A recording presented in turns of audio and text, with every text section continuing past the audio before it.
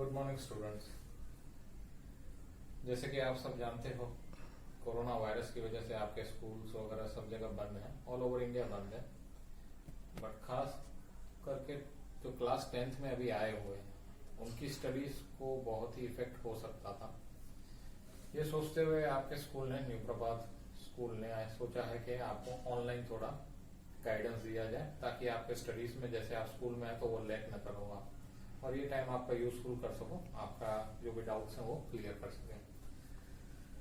शुरुआत करते हैं आज हम मैथ्स के चैप्टर नंबर 1 क्लास 10 का, जिसका नाम है रियल नंबर्स। बेसिकली ये चैप्टर में हम लोग क्या सब जानने वाले हैं वो सब सीखेंगे। एक ओवरव्यू ले लेते हैं जो भी आपने क्लास 9 तक अब तक पढ़ा है, जैसे कि नंबर सिस्टम्स। नंबर सिस्टम्स में कौन कौन से नंबर्स आते हैं, तो सारे नंबर्स जो भी हम देखते हैं, जैसे कि नेचुरल नंबर्स कौन से होते हैं, जो हम लोग नेचुरली 1 से स्टार्ट करते हैं। नेचुरल नंबर कभी भी 0 से स्टार्ट नहीं होता और ये अनंत है, n नंबर तक आप जा सकते हैं। नेचुरल नंबर 1 से क्यों स्टार्ट होता है उसके पीछे भी एक रीजन है, क्योंकि नेचुरली जब आप किसी चीज को काउंट करोगे तो सपोज करो ये नंबर यहाँ पे पड़े हैं या एप्पल्स पड़े हैं, तो क्या मैं इसे 0 काउंट करूंगा? Is this a 0 apple? No, it is a 1 apple. So natural numbers are those number which we do in natural counting. तो नेचुरल नंबर्स हमेशा आपके 1 से स्टार्ट होते हैं। होल नंबर्स, जैसे कि आप ऑलरेडी जानते हो कि अगर नेचुरल नंबर्स में हम एक नंबर 0 डाल देते हैं तो ये सारे नंबर्स का ग्रुप जो बन जाता है वो कौन से ग्रुप में आ जाता है? होल नंबर्स में। क्योंकि हर पॉजिटिव नंबर के साथ एक नेगेटिव नंबर ऐसा होता है कि जिसे ऐड करने पे हमें ये 0 मिलता है, इसीलिए होल नंबर 0 को कहा गया है। दूसरे आप जानते हैं नंबर सिस्टम में इंटीजर्स। तो इंटीजर्स कौन से नंबर्स होते हैं? केवल पॉजिटिव नंबर्स तो हो नहीं सकते नंबर्स में पॉजिटिव 1 भी हो सकता है तो नेगेटिव 1 भी हो सकता है। So all positive numbers and negative numbers come under this integers group. और आपने क्लास 9 तक जाना है रैशनल नंबर्स और इररेशनल नंबर्स।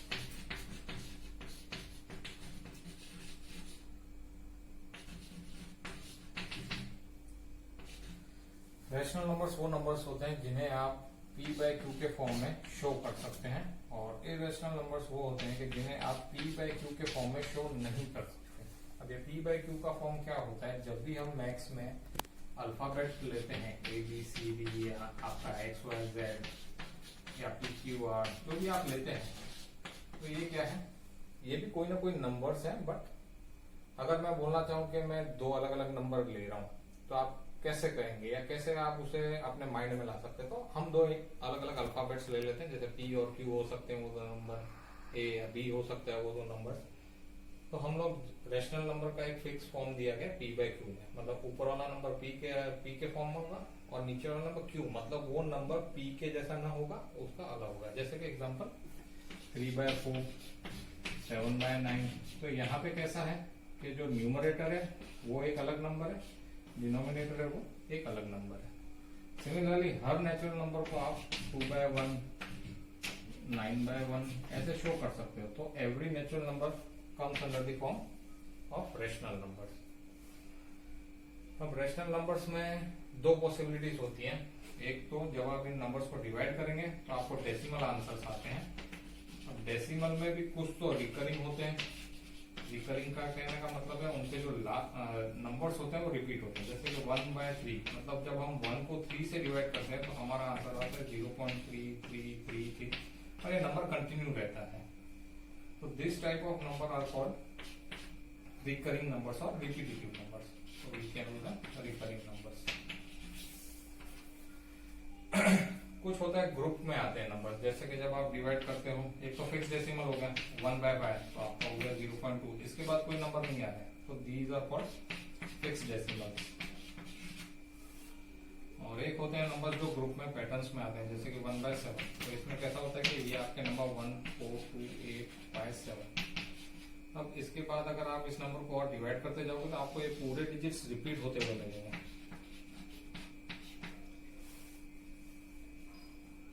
तो इसे भी हम लोग कहेंगे रिकरिंग नंबर्स। ये तो हो गई बात आपकी रैशनल नंबर्स की। तो फिर इरेशनल नंबर्स कौन से नंबर हुए? तो इरेशनल नंबर्स वो नंबर होते हैं कि हर नंबर आप कहेंगे कि इस फॉर्म में ला सकते हैं, तो ऐसा पॉसिबल नहीं है। जैसे कि एक एग्जांपल दे रहा हूँ मैं आपको, 0.01, 001, 0001, और ये पैटर्न में बार बार चेंज कर रहा हूँ। तो यहाँ पे हम देख रहे हैं कि ये जो नंबर्स का रिपीट होने का पैटर्न है वो सेम नहीं है, चेंज होता जा रहा है। तो हम इसे कभी भी पी बाई क्यू के फॉर्म में शो नहीं कर सकते हैं। अगर ये फिक्स यहाँ तक होता तो we can say that it is 1/100, but जैसे ये आगे हम ले गए तो क्या हो जाएगा, 1001 डिवाइडेड बाय 10,000। तो इस तरीके से ये नंबर फिक्स ना रह करके अगर ये आगे बढ़ता जाएगा तो हम कभी भी इसे पी बाई क्यू के फॉर्म में शो नहीं कर सकते। मतलब कोई ऐसा नंबर मैं नहीं बोल सकता कि भाई 2/5 is equal to this number, it will give this answer, no. तो इस प्रकार के जो नंबर्स आते हैं जिनका पैटर्न रिपीटेटिव ना हो या उनमें कोई पैटर्न ना हो, तो उसे हम कहते हैं इरेशनल नंबर। एक फेमस नंबर है पाई। पाई का आप वैल्यू जानते हैं 3.141, और ये काफी अंकों तक रिपीट नहीं होता है, इसीलिए पाई को एक इरेशनल नंबर। तो हमारा बड़ा नंबर ए हो जाएगा 12576, और बी जो है हमारा छोटा नंबर हो जाएगा। अब हम बड़े नंबर को छोटे नंबर से डिवाइड करके देखेंगे, और इसे मतलब डेसिमल में आंसर नहीं लाना है, हमें कोई ना कोई रिमाइंडर चाहिए, और वो रिमाइंडर से आगे हम कैसे एचसीएफ निकाल पाएंगे वो बताएंगे। तो ये 4000 है अगर हम राउंड फिगर ले लें, और ये 12,000 है, हमें इसे राउंड फिगर ले लें तो 4000 3 टाइम्स इज 12,000। ये सिंपल कैलकुलेशन है, ट्रायल मेथड से भी आप कर सकते हो। It will be 12,156। तो आपका रिमाइंडर हो जाएगा 420। यहाँ तक आपका पहला प्रोसेस हो गया, आपको मिल गया रिमाइंडर।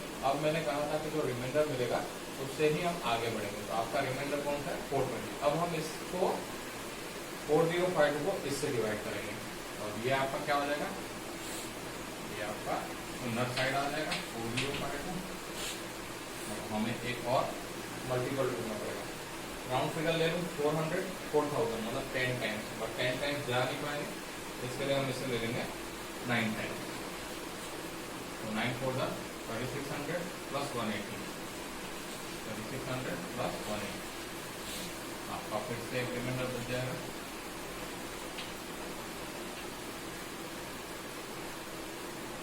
272।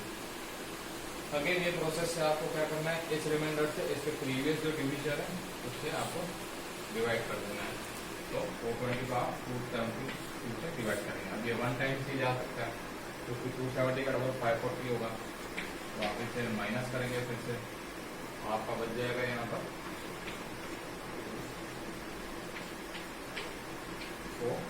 148 आपका रिमाइंडर बच गया। ये प्रोसेस आपको तब तक करना है कि जब तक आपका रिमाइंडर 0 या 1 ना हो जाए। मैं यहाँ पे लिख देता हूँ इससे 148 को। 148 क्या हो जाएगा आपका, बाहर वाला नंबर हो जाएगा, और इनर नंबर कौन सा हो जाएगा अभी, 272। जब आप 272 को 148 से कराओगे तो 1 टाइम से डिवाइड होगा, ट्वाइस तो 280, 296 हो जाएगा। 148 माइनस करेंगे आप इसमें से 6, 12, 4, 2, 124 आपका। आप देखेंगे रिमाइंडर कम होता जा रहा है। अब 124 से 148 को हम डिवाइड करेंगे, ये भी 1 टाइम जाएगा। रिमाइंडर कितना बच गया आपका 24। इस 24 को हम 24 को डिवाइड करेंगे, 24 5 120, कितना बच गया 4। अब ये 4 से 24 को डिवाइड करेंगे तो ये हमें मिल रहा है रिमाइंडर 0। तो 4 6 24, हमारा लास्ट डिवीजर कौन सा था, नंबर 4। तो ये भी हमारा हाईएस्ट कॉमन फैक्टर निकला है, बट हम इसे कहेंगे जीसीडी, क्योंकि हमने मेथड ऑफ डिवीजन से इसे ढूंढा है। अब आप अगर इतना कॉम्प्लिकेटेड आपको लग रहा है तो आप सिंपल एक एग्जाम्पल इसी को कैसे लिख सकते हैं। ये पूरा डिवीजन वाला मेथड था। एक आपका जनरल फॉर्म जो है यूक्लिड वाला, a = b³ का, आप के फॉर्म में भी लिख सकते हैं। जैसे कि आपका पहला नंबर था 12576, तो आपने किससे किया 4052 multiplied by 3 plus 4, a = b³ plus r। तो ये हमारा पहले क्या था 12576, अभी हम 12576 को कैसे लिख सकते हैं, 4052 मल्टीप्लाइड बाय 3 प्लस रिमाइंडर कितना है आपका 420। ये तो हर एक के लिए रहेगा, आप कोई भी नंबर को अगर किसी दूसरे नंबर से डिवाइड कर दो तो ये हमेशा सेटिस्फाइड होगा। तो हमने पहले वाले नंबर को सेटिस्फाई कर दिया, हम इस नंबर को दिस मल्टीप्लाइड बाय 3 प्लस 420 लिख सकते हैं। सिमिलरली अगर हम 4052 को किस प्रकार लिख सकते हैं, क्योंकि अभी हमने 4052 को डिवाइड किया किससे, ये प्रीवियस रिमाइंडर से, तो इसको हम लिख सकते हैं 420 मल्टीप्लाइड बाय 9 प्लस रिमाइंडर कितना है आपका 272। अब 420 आपका जो पहले नंबर अंदर हो रहा है वो बाहर आ रहा है, तो ये जो फर्स्ट प्लेस पे वो नंबर आपका बाहर आ जाएगा 420 is equal to 272 multiplied by 1 plus कितना था आपका 272 मल्टीप्लाइड बाय 1 प्लस 148। आप यहीं से देख करके लिख सकते हो सिंगल डिवीजन से। अब 272 can be written as 148 multiplied by 1 plus 124। 148 फिर बाहर आ जाएगा 148 is equal to 124 multiplied by 1 plus 24। 124 बाहर आ जाएगा 124 is equal to 24 multiplied by 5 plus 120 plus 4। 24 फिर बाहर आ जाएगा आपका 24 is equal to 4 into 6 plus 0।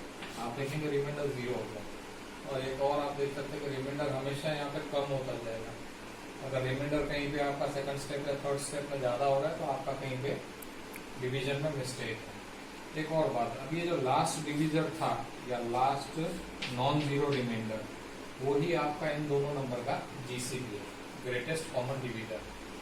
ये नंबर आप देखेंगे तो इन सारे रिमाइंडर्स को डिवाइड करता है। 4 divided by 4 1, 4 divided 24 divided by 4 6, 124 divided by 4 31, 140 divided by 4 3 जा के 12576 और 4052 का ग्रेटेस्ट कॉमन डिविजर कौन सा नंबर निकला, नंबर 4। यही प्रोसेस अगर आप एचसीएफ वाले मेथड से करना चाहते हैं तो आपके स्टेप्स कितने बढ़ जाते हैं। उसमें आपको सेम प्रोसेस, आपको फैक्टर्स निकालने के लिए पहले तो डिवीजन तो करना ही रहेगा। जैसे कि आप बोल सकते हैं ये नंबर डिविजिबल बाय 2 है, तो आप इसको सिंपली 2 से डिवाइड करेंगे, परफेक्टली डिविजिबल होगा क्योंकि इसका लास्ट नंबर E1 है। हम इसे डिवाइड करेंगे तो आंसर जाएगा 2 6 12, 2 2 4, 1 reminder, it will be 17, 2 8 16, you get a remainder 16। तो आपको मिला 6288। Again this number is divisible by 2, और ये नंबर हम बोल सकते हैं डायरेक्टली 4 से भी डिविजिबल है और 8 से भी डिविजिबल है। वो डायरेक्टली मैंने कैसे निकाला वो आपको मैं बाद में बताऊंगा। इन नंबर को हम डायरेक्टली 8 से डिविजिबल कर सकते हैं। 8 8 64, तो वो तो जाएगा नहीं। 7 8 56 ले लेते हैं, कितना बचा 68। 8 8 64, कितना बच गया 48। 8 6 48, काफी अच्छा नंबर मिल गया। तो आपके पास मिल गया 786। 786 again is even number, so it is again divisible by 2। तो हम इसे और डिवाइड करेंगे 786, 2 3 6, reminder 1, 2 9 18, reminder 0। So that's all। 393 is a prime number। ये प्राइम नंबर है, ये ना तो 2 से डिविजिबल है ना 3 से डिविजिबल है। 2 से नहीं है तो उसके मल्टीपल से भी नहीं होगा, 5 से भी नहीं हो सकता, 2 और 3 से नहीं है तो 6 से भी नहीं हो सकता, 7 से। 7 5 35, 43, 7 6 42, तो ये 7 से भी डिविजिबल नहीं है। सिमिलरली 8 से होगा नहीं क्योंकि 2 से नहीं है, 9 से होगा नहीं क्योंकि 3 के फैक्टर में नहीं है, 10 से नहीं है, 11 से नहीं है। 11 से क्यों नहीं है क्योंकि 3 + 3 6, फर्स्ट डिजिट लास्ट डिजिट 6 हो रहा है, मिडिल टर्म आपका है 9। तो अगर इनका डिफरेंस 0 हो जाता, अगर ये 3 9 6 होता तो 3 और 6 9 हो जाता और 9 - 9 0 हो जाता। तो अगर ये 3 9 6 होता तो परफेक्टली डिविजिबल बाय 11 होता। जैसे कि हम देख रहे हैं कि ये परफेक्टली डिविजिबल 11 से नहीं होगा, सिमिलरली 12 से भी नहीं होगा। आप इसे ट्राई करते जाएंगे तो आपको मालूम पड़ेगा कि ये एक प्राइम नंबर है, बट इसमें आपको ढूंढने में ज़्यादा टाइम लगेगा। क्योंकि हमारे पास तो थोड़े शॉर्टकट्स थे तो हमने आपको जल्दी बता दिया थे कौन सा नंबर प्राइम है और किस तरीके से डायरेक्टली 8 से ऐसे डिवाइड कर सकते हैं। So you got the factors of 1, 2, 5, 7, 6. That is equal to 2 multiplied by 8 multiplied by 2. 4, 8 is 32. 4 into 8 multiplied by 393. Similarly, आपको 4052 के फैक्टर्स निकालने होते हैं। तो 4052 अगेन इज इवन नंबर, तो 2 से डिविजिबल है और 4 से डिविजिबल है। 4 से डिविजिबल है क्योंकि हमने ऑलरेडी फाइंड कर लिया कि जीसीडी है वो नंबर जो दोनों को परफेक्टली डिवाइड करेगा, तो 4 इसको भी डिवाइड करेगा। तो 4 हम 4052 को डायरेक्टली 4 से डिवाइड करेंगे। You get 4 10 40 perfectly 0, you get 4 1 4 12 remainder 4 3 12। तो 40 और 1013 again is the prime number. अब आप देखेंगे इन दोनों का टोटल 2 और इन दोनों का टोटल 3, 11 से डिविजिबल नहीं है। ये लास्ट टर्म इसका इवन नहीं है तो ये 2 से डिविजिबल नहीं है। इसका टोटल 6 या 3 के मल्टीपल का नहीं है तो ये 3 से भी डिविजिबल नहीं है, 2 से नहीं है तो 4 से भी नहीं है। 5 हो नहीं सकता क्योंकि लास्ट डिजिट इसका 3 है, 0 या 5 नहीं है। 6 से हो नहीं सकता क्योंकि 2 और 3 से नहीं है तो 6 से भी नहीं होगा मल्टीपल से। 7 से भी नहीं होगा, 7 1 7 31, 7 4 28, 33 बच जाएगा आपका।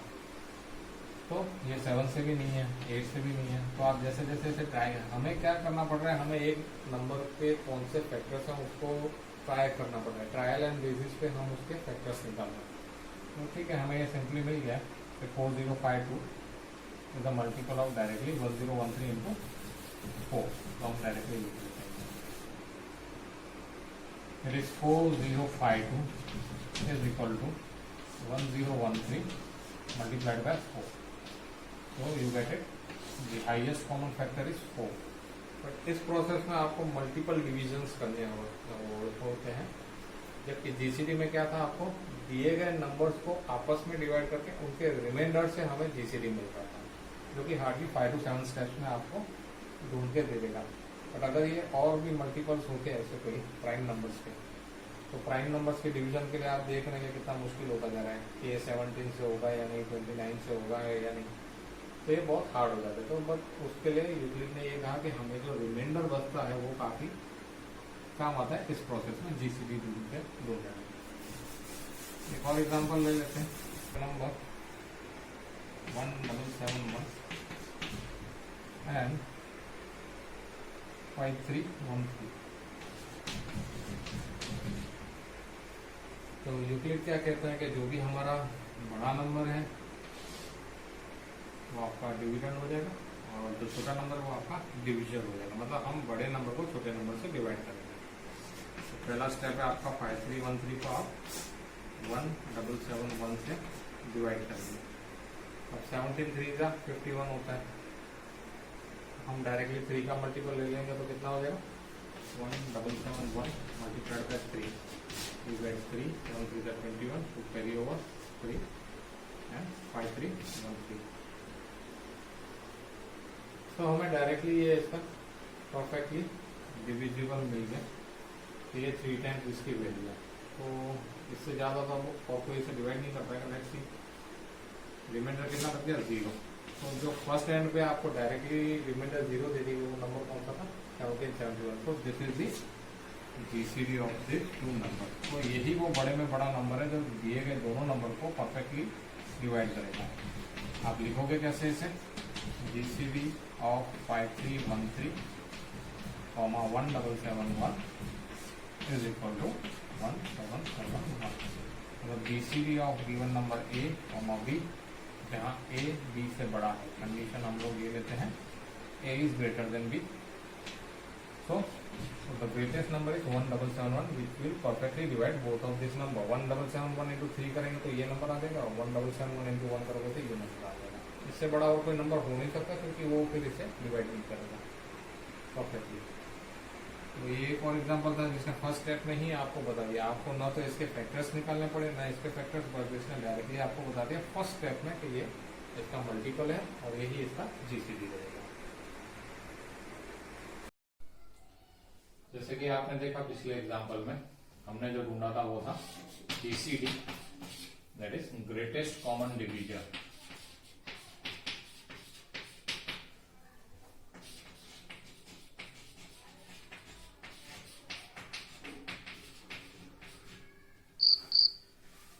एक और एग्जांपल ले लेते हैं, हो सकता है पिछले वाले एग्जांपल में आपको थोड़ा क्लियर नहीं हो, तो एक और एग्जांपल से आपको इसका डाउट क्लियर कर देते हैं। अभी आपको दिए गए दो नंबर में से ग्रेटेस्ट कॉमन डिवीजर या एचसीएफ बोल सकते हो, जिसे एचसीएफ आप फैक्टराइजेशन से ढूंढते हैं, याद रखिएगा, इसको याद रखिएगा। वो फैक्टराइजेशन से हम ढूंढते हैं हाईएस्ट कॉमन फैक्टर जो इन दोनों नंबर्स को परफेक्टली डिवाइड करे। बट अभी जो हम मेथड यूज कर रहे हैं वो है जीसीडी वाला, इसके लिए क्लियरली आपको मेंशन करना होगा ग्रेटेस्ट कॉमन डिवीजर। तो यूक्लिड वाले मेथड से हमें यूज करना है, तो यूक्लिड का जो आपका बेसिक फॉर्म है that is a is equal to B Q plus R वाले मेथड से हमें इसे सॉल्व करना है। तो पहले तो हमें a और b हमारा सिलेक्ट करना होगा। तो हमने आपको जैसे बताया कि बड़ा नंबर हमेशा आपका a हो जाएगा, दूसरा नंबर हमेशा आपका b हो जाएगा। प्रोसेस कैसे शुरू होता है, हम a को b से डिवाइड करेंगे, हमें एक क्वोशिएंट और रिमाइंडर मिलेगा। तो अभी हम 2956526 को किससे डिवाइड करेंगे, 12173।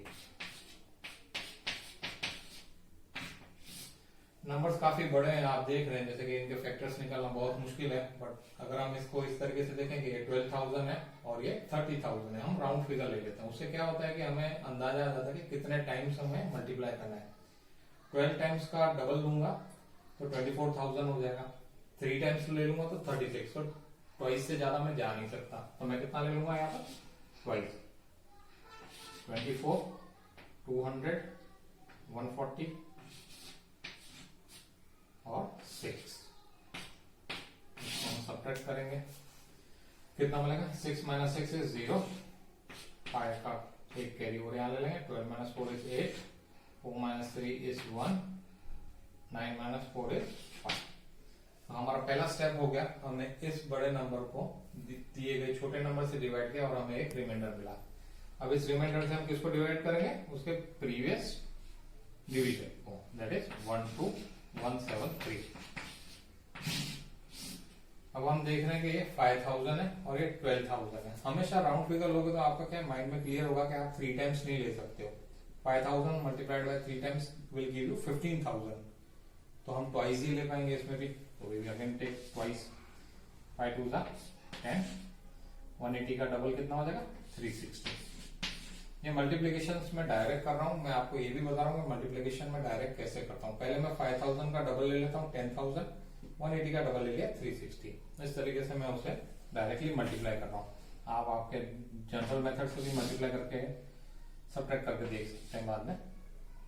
This is 3 minus 0 is 3, 7 minus 6 is 1, 1 will be get carry on, it is 8 and you get 1813। आप देखेंगे कि आपका रिमाइंडर जो है हमेशा कम होता जाएगा, ये भी आपको चेक करते रहना है कि आपकी कहीं पे मिस्टेक ना हो।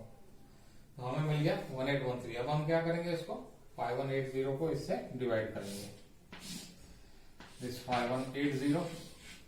अब हम कितना नंबर लेंगे, आपको गैस हो गया होगा कि ये 1800, ये 5000 है, तो 18 3 का कितना होता है 54। तो ये अगर 1800 मल्टीप्लाइड बाय 3 करूंगा तो 5400 हो जाएगा। तो मैं क्या करूंगा, उससे कम ले लूंगा, इट इज 2। 18 2 36, 13 2 26। ये हम डायरेक्टली इस तरीके से मल्टीप्लाई करके आंसर लाते हैं। इसको 1 कैरी ओवर ले लेंगे, 7 यहाँ पे रह जाएगा, 10 minus 6 is 4, 7 minus 2 is 5, again we will take 1 carry over 5 and you get 1554। Remainder कम होता जा रहा है, तो हम लोग सही प्रोसेस में चल रहे हैं।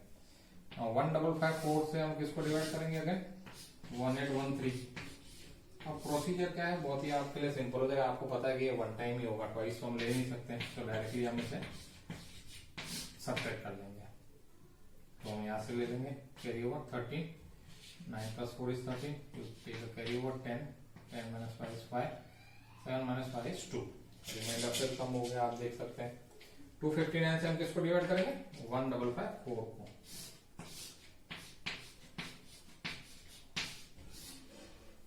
अब ये 250 है या 200 ले लेते हैं, ये कितना है 1600, राउंड फिगर ले लेते हैं। तो हम 8 टाइम्स ले सकते हैं, बट 8 टाइम्स 1600 होता है तो हम 7 टाइम्स ले लेंगे।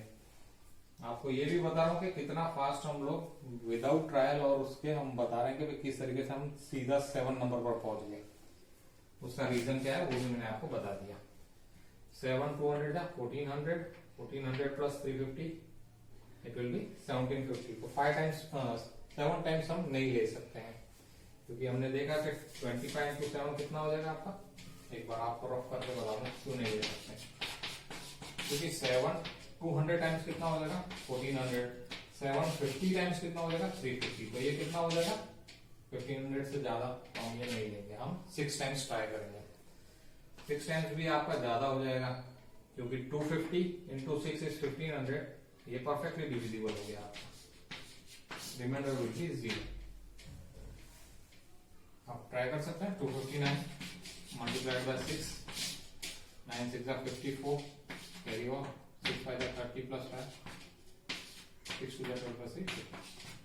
तो हमने देखा कि 259 से जब हम इस नंबर को डिवाइड किया तो हमें रिमाइंडर 0 मिल गया। तो इसका मतलब क्या हुआ, 259 is the greatest common division. ये वो बड़े में बड़ा नंबर है जो दिए गए दोनों नंबर्स को परफेक्टली डिवाइड करेगा। होप आपको ये समझ में आ गया होगा। अब किस प्रोसेस में अब इसे लिखना कैसे वो आपको मैंने प्रीवियसली बताया था कि हर नंबर को हम उसके प्रकार से लिख सकते हैं। तो हम लोग यहीं पे शॉर्ट में लिखता हूं इसे, 29526 is equal to 12173 multiplied by 2 plus remainder 5180। थोड़ा और नीचे लिख लेते नहीं तो कंफ्यूजन हो जाएगा।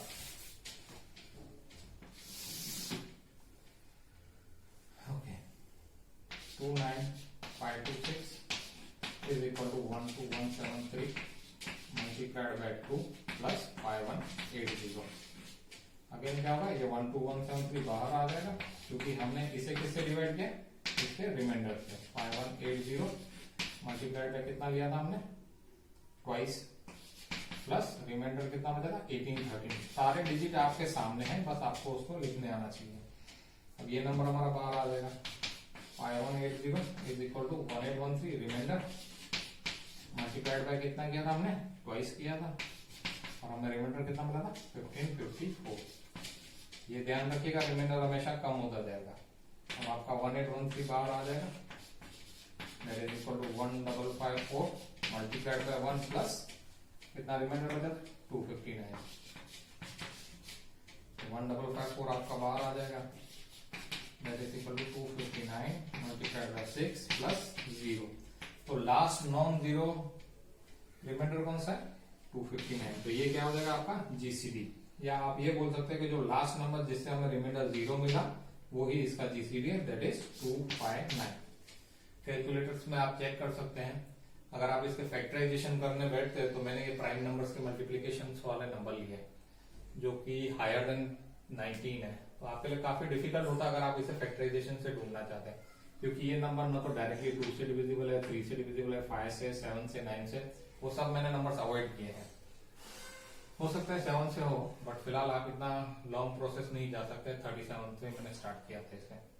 होप ये प्रोसेस आपको समझ में आया है। ये जो भी स्टेप्स मैंने आपको बताए हैं बोल करके, वो आपको लिख करके बोलना है, लिख करके आपको बताना है। जैसे कि आपका एग्जाम्पल नंबर 1 में उन्होंने बताया हुआ है step number 1, step number 2, step number 3।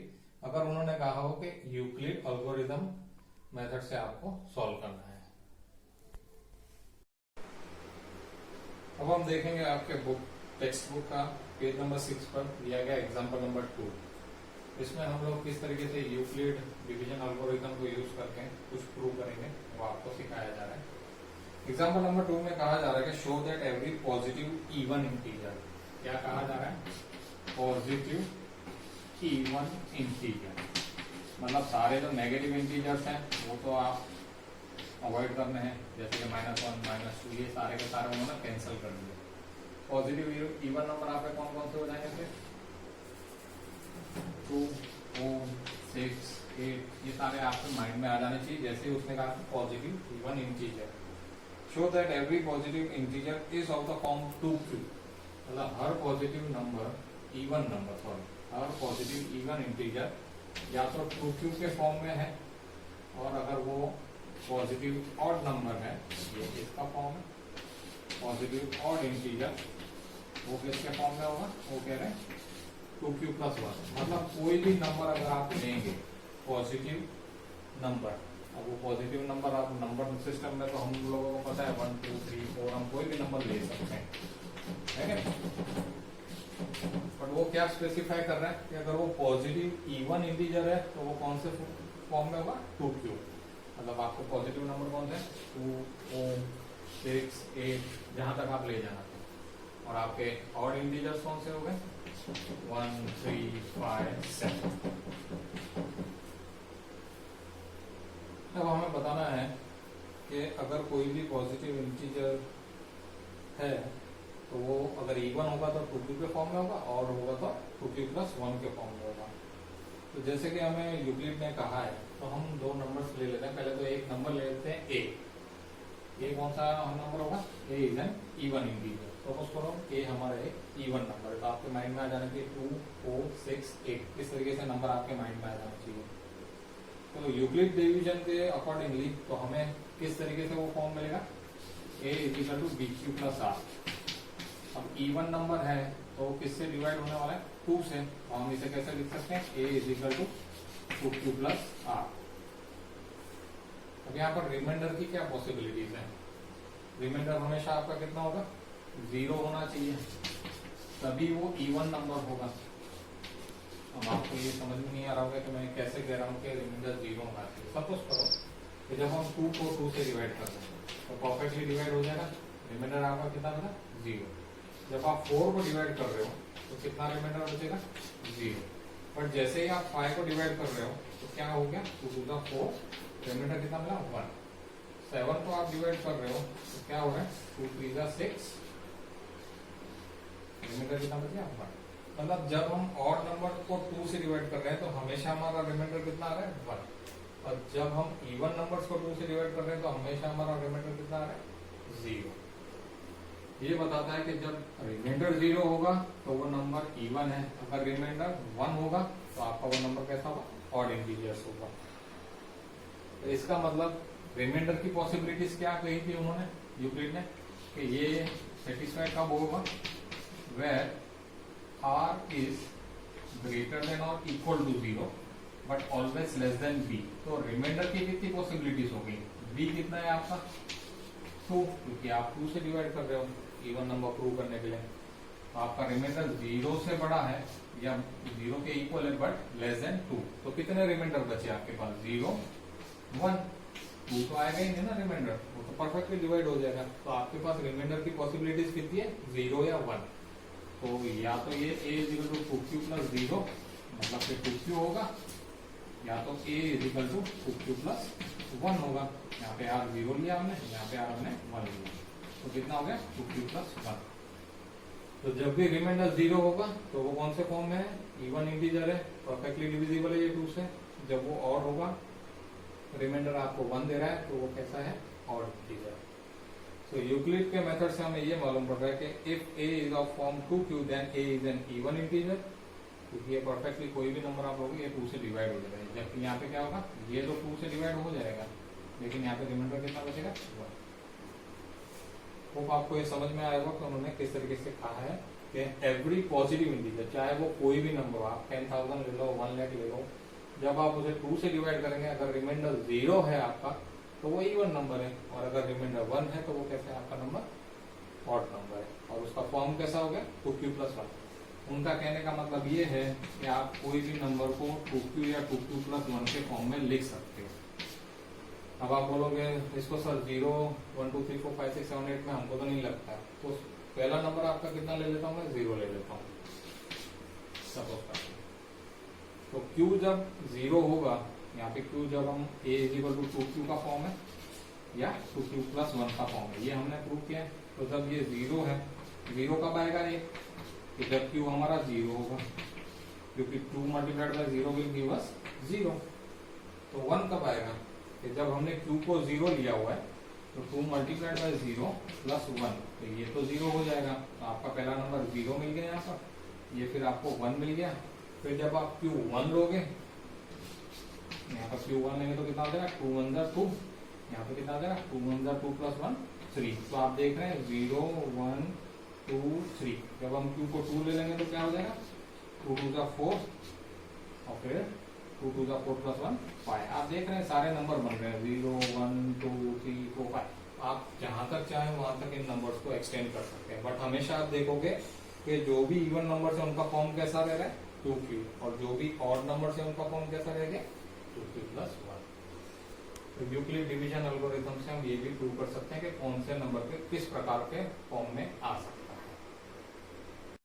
अब हम लेंगे आपके बुक का पेज नंबर 6 का एग्जाम्पल नंबर 3। सेम एग्जाम्पल है जैसे कि हमने प्रीवियसली देखा एग्जाम्पल नंबर 2 में। अब यहाँ पर क्या कहा गया है, show that any positive odd integer, क्या क्या कह दिया उन्होंने, पॉजिटिव होना चाहिए, ऑड नंबर होना चाहिए, और इंटीजर तो ठीक है, नेगेटिव आपको नहीं लेना है। आपको ये ध्यान रखना है कि उन्होंने कहा है कि पॉजिटिव ऑड इंटीजर है। तो पॉजिटिव ऑड इंटीजर कौन कौन से होते हैं 1 3 5 7 9 11, और आप जहाँ तक कंटिन्यू करना चाहें 13 15 17, ये सारे के सारे आपके कैसे हो गए पॉजिटिव और इंटीजर। सबसे पहले आपको ये माइंड में आना चाहिए कि वो बोलना क्या चाह रहा है। पॉजिटिव होना चाहिए नंबर, ऑड होना चाहिए, और इंटीजर तो वो अपने आप है ही पॉजिटिव या नेगेटिव, बट यहाँ हमें पॉजिटिव कहा गया। Show that any positive odd integer is of the form 4q plus 1 और 4q प्लस 3। अब वो बोल रहा है कि कोई भी ऐसा ऑड नंबर या तो 4q प्लस 1 के फॉर्म में होगा या 4q प्लस 3 के फॉर्म में होगा। अब कोई भी नंबर वो बोल रहे हैं, मतलब ये वाले ऑड नंबर्स की बात कर रहे हैं, ना कि इवन नंबर्स। वो 0 2 4 6 8 की बात नहीं कर रहा, उसने कहा केवल पॉजिटिव ऑड इंटीजर्स की।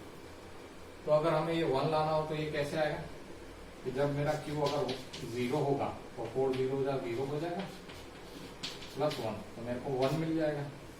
तो q 0 लिया मैंने, तो उसने दो फॉर्म दिया, या तो इस फॉर्म में होगा या तो इस फॉर्म में होगा। चलो इसी 0 को मैं यहाँ रखता हूँ, तो क्या हो जाएगा 4 मल्टीप्लाइड बाय 0 प्लस 3, तो मुझे क्या मिल गया 3। मेरे दो इंटीजर्स मिल गए पहले वाले, ये फॉर्म सही है। उन्होंने कहा है आपको बट ये प्रूव करना है, बट आपको मैं ये रख के दिखा रहा हूँ कि किस तरीके से वो लोग बोलते हैं कि ये सही है। जब q उसका 1 होगा तो क्या होगा 4 1 1 प्लस 1, कितना मिल गया आपको 5। सिमिलरली q आपका 1 ही है यहाँ पर, 4 1 1 प्लस 3, कितना हो गया 7। तो आप देख रहे हैं आपका दूसरे दो इंटीजर्स मिल गए। हम q क्वोशंट को जैसे जैसे बदलते जाएंगे वैसे वैसे हमारे यही इंटीजर्स मिलेंगे। उन्होंने जो पूछा है वो 100% सही पूछा है, बट अब हम उसे प्रूव करेंगे। थोड़ा और आगे बढ़ लेता हूँ। q इजिकल टू 2 लेने पर क्या होगा 4 2 8 प्लस 1, कितना हो जाएगा आपका 9।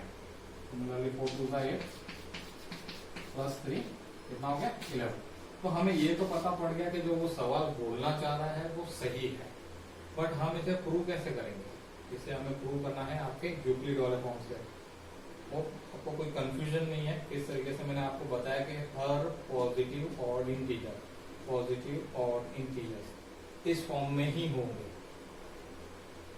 अब हम इसे यूक्लिड के मेथड से प्रूव करके देंगे।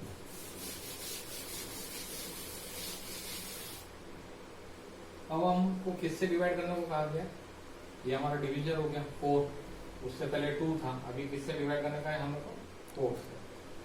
तो हम कोई भी नंबर अगर लेंगे 1 लेंगे, उसको 4 से डिवाइड करेंगे तो क्या होगा 4 0 0, और हमें रिमाइंडर कितना मिल गया 1। इसी तरीके से जब हमें 2 को डिवाइड करना है, 2 को तो डिवाइड नहीं करना है, उन्होंने ऑड इंटीजर का 3 से डिवाइड करना है, क्या हो जाएगा 4 0 0, कितना मिल गया 3। यहाँ पे q कितना रहा दोनों टाइम पे 0। जब हम 5 को डिवाइड करेंगे तो 4 1 4, रिमाइंडर कितना बचेगा 1। जब हम 7 को डिवाइड करेंगे तो कितना होगा 4 1 4, रिमाइंडर कितना हो गया 3। जब हम 9 को डिवाइड करेंगे तो 4 2 8, और रिमाइंडर कितना बचेगा 1। तो आपको ये मैं इसलिए बता रहा हूँ कि आप देखेंगे कि जब ये ऑड इंटीजर्स को हम डिवाइड कर रहे हैं तो हमारे रिमाइंडर्स कितने हो रहे हैं, केवल 1 या 3।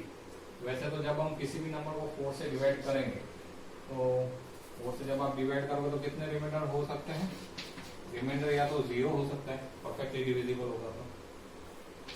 ऑड नंबर होगा तो रिमाइंडर 1 हो सकता है आपका, इवन नंबर का भी आपका 2 हो सकता है और 3 हो सकता है, बट वो कभी भी 4 नहीं हो सकता। 1 और 2 का आपको एग्जांपल दे दूं, 1 का तो आपको मिल गया, 0 और 2 का होगा, जैसे 4 को हम 8 को 4 से डिवाइड कर रहे हैं, तो 4 टू का 8, तब तक क्या रिमाइंडर कितना मिलेगा आपको 0।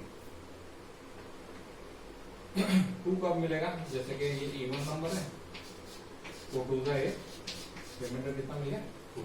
तो हमारे पास ये 4 पॉसिबिलिटीज है। Remember, Euclid says that the possibility of remainder is always equal to or greater than 0, but always less than b। यहाँ पे b क्या था आपका 4, तो रिमाइंडर आपका कितना होगा 0 के बराबर, 0 से बड़ा बट लेस देन 4। तो हमें केवल 3-4 पॉसिबिलिटीज मिलती है। तो रिमाइंडर कैन बी 0, 1, 2 और 3। तो अभी उन्होंने कहा है ऑड इंटीजर्स, तो हमें ये रिमाइंडर पॉजिटिव वाले तो मिलेंगे ही नहीं, हमें तो हमेशा रिमाइंडर कौन से मिलने वाले 1 और 3, क्योंकि हमें ऑड इंटीजर्स की बात की गई। इवन कहा जाता तो हम इसको लिख सकते थे इस फॉर्म में। अभी मैं आपको बताता हूँ किस तरीके से इसको लिख सकते। तो हमें कौन कौन सा फॉर्म में मिल गया, ये आपका रिमाइंडर या तो 0, 1, 2, 3। तो मतलब आपका नंबर कैसा हो जाएगा, A equal to BQ plus R के फॉर्म में होता है।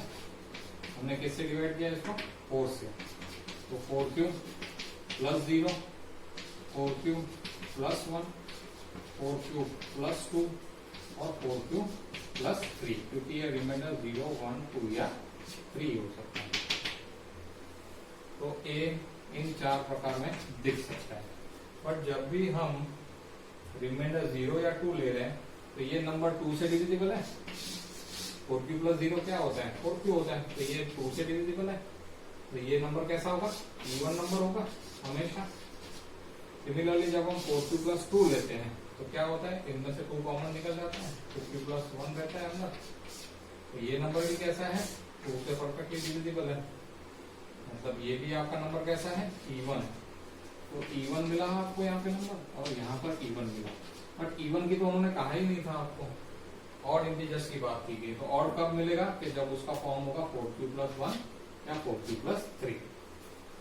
होप आपको ये समझ में आया होगा किस तरीके से इसे आंसर लगाते हैं। अब हम देखेंगे आपका टेक्स्ट बुक का पेज नंबर 6 का एग्जाम्पल नंबर 4।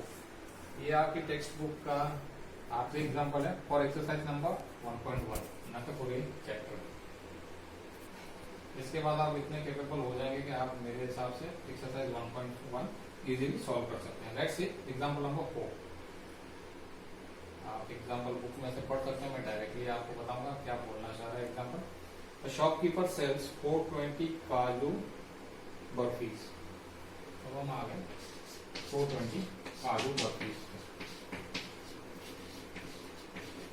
प्रैक्टिकल लाइफ में हमें ये जीसीडी कहाँ काम आता है उसका ये बेस्ट एग्जांपल दिया गया है।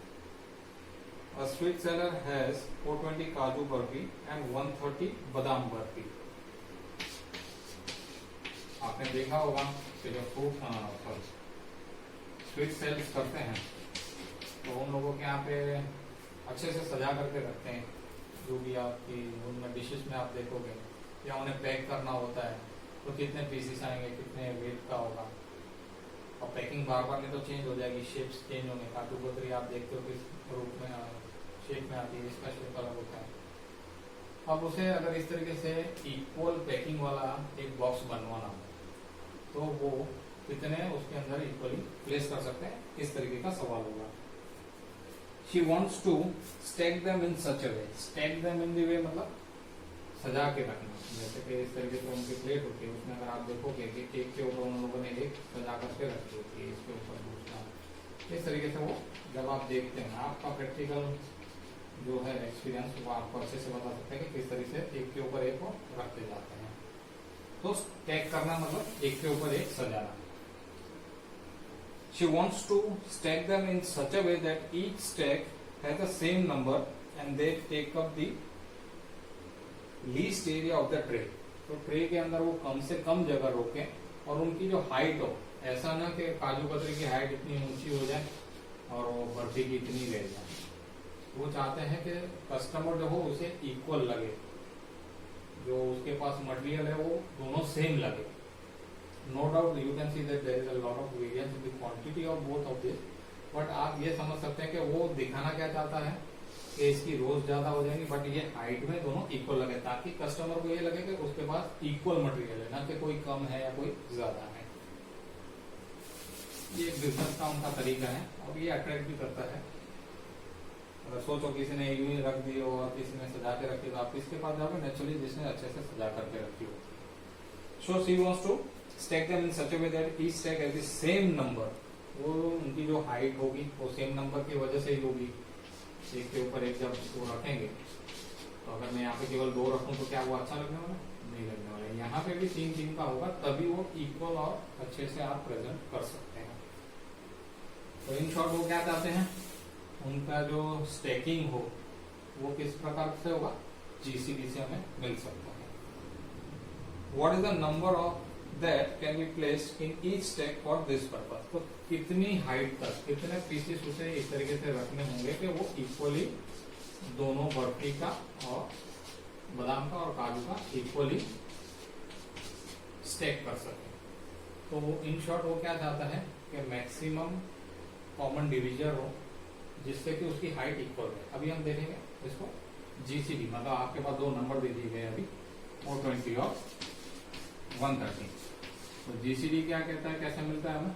बड़े नंबर को हम हमेशा ए ले लेते हैं, छोटे नंबर को हमेशा बी ले लेते हैं। तो अब हम दोनों का कॉमन डिविजन ढूंढेंगे, ग्रेटेस्ट कॉमन डिविजन। तो 130 मैं डिवीजन नहीं कर रहा हूँ और मैं डायरेक्ट लिख रहा हूँ क्योंकि मुझे वो टेबल्स आते हैं। I can directly right it 130 into 3 390 plus 30 is 420। आप डिवाइड करके भी ये ला सकते हो। इसका 420 को आप यहाँ लिखोगे, फिर 130 से डिवाइड करोगे, you get 130 into 3 390, again you get 30 remainder. 30 remainder से क्या करोगे आप वापिस 130 को डिवाइड करोगे, तो 34 का 120 रिमाइंडर कितना बच जाएगा आपका 10। So this is my next step. 130 is equal to ये रिमाइंडर से 30 होगा 120 plus 10. Again this number will come out 30 remainder 10 10 3 is 30 plus 0. आप देखेंगे अभी इस 10 से अगर हम इस 30 को डिवाइड करते हैं तो कितना मिलता है? 10 3 is 30 और 0. तो हाईएस्ट कॉमन डिवीजर या ग्रेटेस्ट कॉमन डिवीजर कौन सा मिला हमें? 10. लास्ट नॉन जीरो रिमाइंडर और लास्ट डिविजर रिमाइंडर, जिस नंबर से हमें रिमाइंडर मिला वही हमारा ग्रेटेस्ट कॉमन डिविजर है। तो ये वो कह रहे हैं कि भाई मैक्सिमम हाइट वो कितनी रख सकती है? 10 की। तो जब वो 10 की हाइट इसके लिए करेगी तो इसकी कितनी रोज बनेगी उसके पास? आपको ये 10 है, सपोज करो 2 4 6 8 10, उसने 10 ये काजू बर्फी रख दी। सिमिलरली इसमें भी वो 10 रखेगा, तो इसकी कितनी रोज होंगी? 13 रोज होंगी और इसकी कितनी रोज हो जाएंगी? 42 rose. So she can stack in the bunch of 10 pieces. Hope आपको ये समझ में आया।